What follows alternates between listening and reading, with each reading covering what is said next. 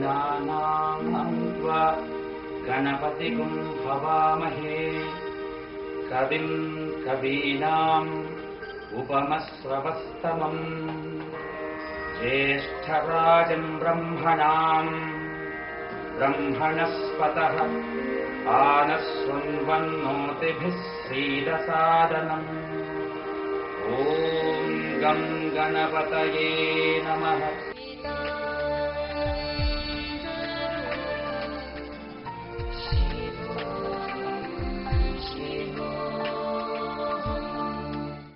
Welcome to this blissful evening. This evening we are going to discuss certain ideas embedded in the Nirvana Shatkam, written by the great philosopher and a distinguished saint Adi Shankara. Adi Shankara attained unattainable heights at a very tender age. He is born in Kerala, a God's own country, in Koladi. He has imbibed all the Indian philosophical knowledge at a very, very tender age.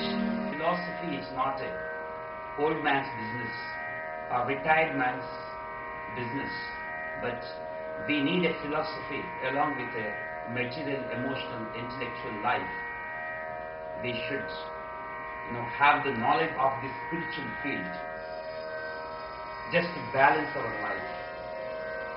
So today, I welcome you all to this talk on Nirvana Shatkam. Adi Shankara has embedded, inimitable ideas in this song, in this mystical song.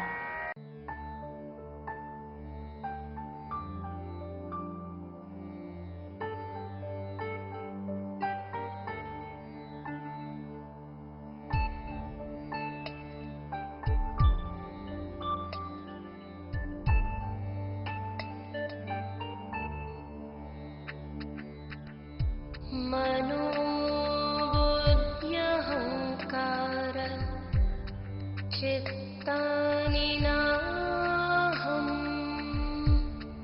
न च श्रोत्रजिह्वे न च घ्राणनेत्रे न च व्योमभूमि न तेजो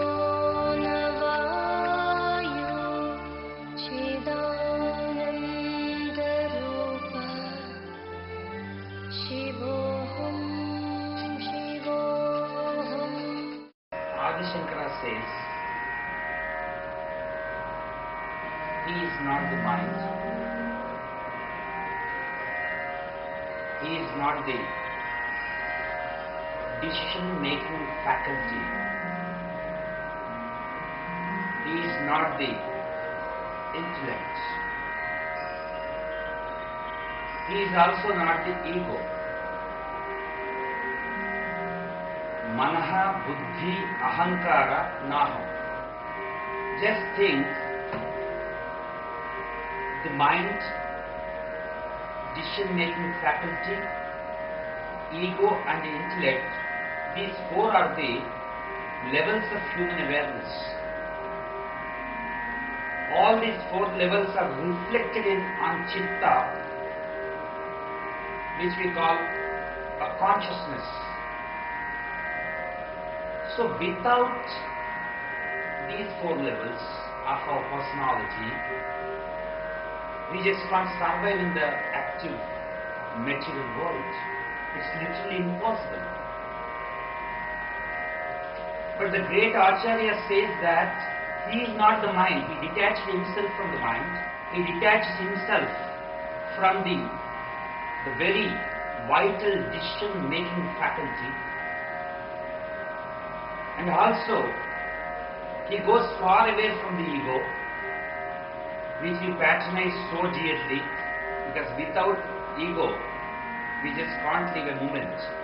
We all, have strong egos. And also he says that I am not the intellect. In fact, Adi Shankara, a distinguished philosopher who stormed the world with his outstanding ideas, has blessed with a razor-sharp intellect. He perceives the world in a different way. So such a person, such an intellectual person, saying that I am not the buddhi, I am not the chitta, I am not the awareness, these ideas don't really matter. Don't really make any sense, because these ideas are, they are, in practical world, they are irrelevant. How can anybody say that I am not the buddhi, I am not the decision-making faculty? How can anybody say that, I am not the mind, I am not the ego, I am not the intellect? Mano buddhyankara chittani naham, nacha srotra jiffe, nacha dhyana netra. He also says that I am not the five senses. I am not the eyes, I am not the ears, I am not the sense of taste, sense of smell, sense of hearing, sense of feeling, and sense of vision. He detached himself from all these five senses through which we perceive the world, we experience the very life. So how can it is possible? So to understand these ideas, we have to rise a bit higher from the common level. Unless we do so, we just can't understand these ideas.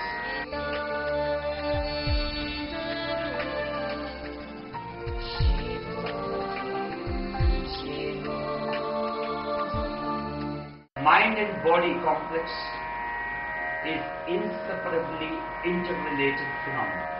We create our own little world with this mind and body complex, and we recognize with what we have created. Please try to understand. We are basically mind and body complex, and with this body-mind complex, we create a certain, opinions, assumptions, notions, and around us, these notions, opinions, impressions create a sort of world around us, and we identify with this world. We recognize our being with this little own world, and we never allow anybody, even spouse, however close the person is, but he can't intrude into this little own world. That's the reason why even the spouse, even the couple who enjoy the closest relationship at physical level, they too have their own little own worlds in their minds. No partner can enter into this, this particular world, which is, limited to that particular person. So with this mind and body, we create a sort of little world under the influence of this larger outer world. We just create this world, and we continue to live in this, and we always identify our being with this world. But when you scientifically observe, logically explore this world, nobody's world is a universal reality. So what is happiness to you might not be happiness to me. You might derive your happiness from some other source, and it need not be the source of happiness for me. So whatever is perceived at the level of mind, it can't be a reality, because at the